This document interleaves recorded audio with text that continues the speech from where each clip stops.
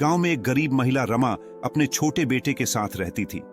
वह हर दिन खेतों में काम करके अपने बेटे का पालन पोषण करती थी। उसका जीवन कठिनाइयों से भरा था, लेकिन रमा हमेशा खुश और संतोषी रहती थी। एक दिन वह अपने खेत में काम कर रही थी कि अचानक उसने देखा एक बूढ़ा साधु गांव के बाहर एक पेड़ के नीचे बैठा है। साधु थके हुए और भूखे प्यासे लग रहे थे। रमा का दिल दया से भर गया। उसने मन में सोचा, मेरे पास तो खुद भी बहुत कम है, लेकिन इस साधु को भूखे प्यासे कैसे छोड़ सकती हूं। वह साधु के पास गई और बोली, बाबा, मेरे पास थोड़ी रोटी और पानी है। अगर आप मेरे साथ चलेंगे तो मैं आपको कुछ खिला दूंगी। साधु ने अपनी आंखें उठाईं और रमा को एक गहरी नजर से देखा। उनकी आंखों में कुछ ऐसा था जो रमा समझ नहीं पाई, लेकिन उनके चेहरे पर एक रहस्यमयी मुस्कान थी। साधु ने कहा, बेटी, अगर तुम सच में मेरी सेवा करना चाहती हो तो मैं तुम्हारे घर चलूंगा। रमा साधु को अपने छोटे से घर ले आई। उसने जितना भी भोजन था साधु के सामने रख दिया। साधु ने चुपचाप भोजन किया और फिर उसके घर के एक कोने में बैठ गए। जब साधु ने भोजन समाप्त किया तो उन्होंने रमा को बुलाया और कहा, बेटी, तुमने बिना किसी स्वार्थ के मेरी सेवा की है। तुम एक सच्ची और दयालु आत्मा हो, इसलिए मैं तुम्हें एक विशेष आशीर्वाद देना चाहता हूं। रमा ने सिर झुका लिया और नम्रता से कहा, बाबा, मैं कुछ नहीं चाहती। मेरे पास जो है मैं उसी में खुश हूं। साधु फिर भी मुस्कुराए और बोले, बेटी, मेरे आशीर्वाद को ठुकराना आसान नहीं है। यह कोई साधारण आशीर्वाद नहीं है। यह एक वरदान है जो तुम्हारे जीवन को बदल सकता है, लेकिन इसके लिए तुम्हें एक शर्त माननी होगी। रमा ने चौंक कर पूछा, कौन सी शर्त बाबा? साधु ने धीरे धीरे कहा, तुम्हें यह आशीर्वाद किसी और को बताना नहीं है।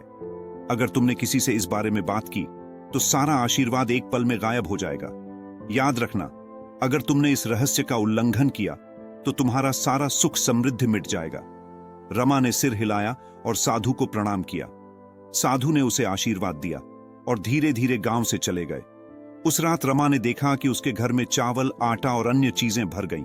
इतना ही नहीं, अगले दिन सुबह उसकी झोंपड़ी के कोने में एक मटका रखा मिला जिसमें सोने के सिक्के भरे थे।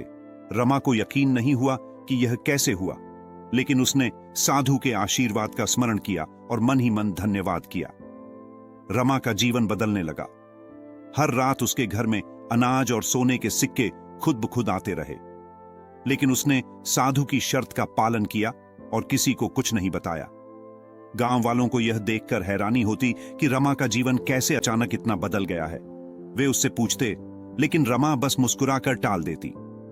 फिर एक दिन गांव का मुखिया रमा के घर आया। उसने देखा कि रमा का घर पहले से कहीं अधिक भरा पूरा और समृद्ध है। उसने शंका जताते हुए पूछा, रमा, तुम्हारे पास इतने सारे अनाज और धन कहां से आ रहे हैं? कहीं तुम कोई गलत काम तो नहीं कर रही हो? रमा डर गई, लेकिन उसने फिर भी कुछ नहीं कहा। पर मुखिया ने धमकी दी, अगर तुमने सच नहीं बताया तो मैं तुम्हें गांव से बाहर निकाल दूंगा। रमा के दिल में डर समा गया। वह सोचने लगी कि क्या उसे सच बताना चाहिए। अंत में उसने सोचा कि यह साधु का आशीर्वाद ही तो है। अगर वह मुखिया को बता देगी तो क्या हो जाएगा। जैसे ही रमा ने मुखिया को साधु के आशीर्वाद की बात बताई, अचानक एक तेज हवा का झोंका आया और उसके घर का सारा सामान, अनाज और सोने के सिक्के गायब हो गए। रमा हैरान रह गई। उसकी सारी समृद्धि पल में गायब हो गई। उसने साधु की चेतावनी याद की और पछताने लगी। रमा की आंखों में आंसू थे, लेकिन उसने मन ही मन सोचा, मेरे पास जो था मैंने खो दिया, पर मैंने गलत किया। मुझे साधु के वचनों का आदर करना चाहिए था। तभी अचानक एक आवाज आई, बेटी, यह तुम्हारे लिए एक परीक्षा थी, तुम्हारी सरलता और सच्चाई को देखने का एक तरीका। रमा ने पलट कर देखा। वही साधु फिर से उसके सामने खड़े थे।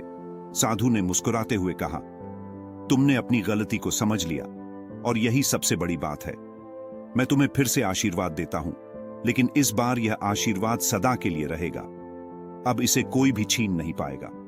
रमा ने साधु के चरणों में सिर झुका लिया और साधु धीरे धीरे गायब हो गए।